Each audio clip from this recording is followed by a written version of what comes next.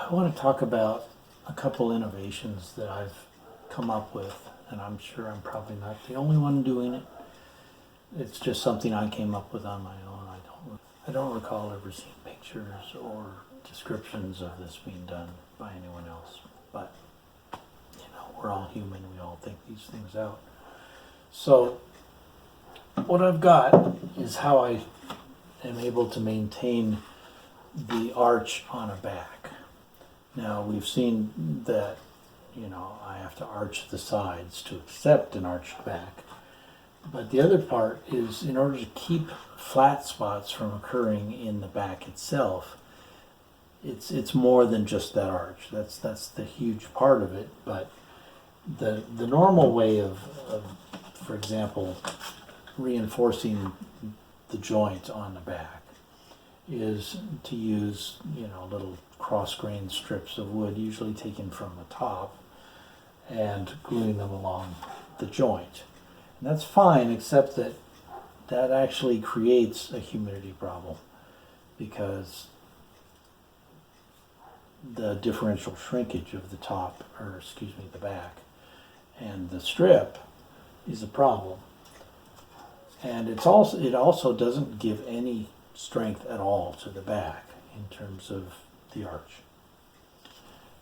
So what I've done is I've taken some veneer and put it on the other side of that strip and glue it in place in the arch, and it actually does throw a little bit of an arch into the back. Okay, it doesn't overcome the inherent stiffness of a thick back at all, but it keeps it from being flat.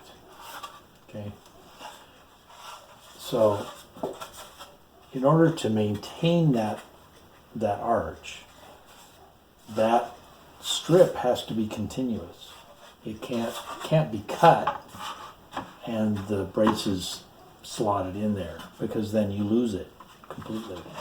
You lose the continuity of that arch that's thrown into the back, that way, right?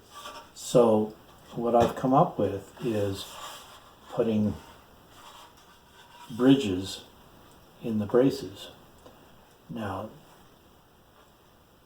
theoretically, you could have a split here, but I've never seen it in all the years I've been doing this. And these are arched this way, the same amount. This is going to have to be arched this way. And so overall, it makes a fairly continuous arch system in both directions. So just thought I'd throw that in there. This is for that double O guitar that I've been putting together. I might mention that it's been years since I've actually put any kind of strip in the middle of this. That appears to me to be I've always felt weird about that, because it never felt that was a point of strength. It's a point of weakness.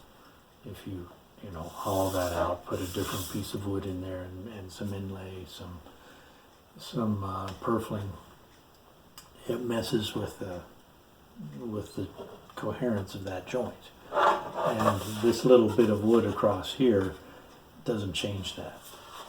So I haven't made a guitar, classical or otherwise, with that kind of setup for a long time. And personally, I think a beautiful piece of wood is a beautiful piece of wood. So that's pretty much the two innovations that I've come up with. The extra reinforced, veneer reinforced cross strip, and the arching of the braces over that strip to keep that strip contiguous.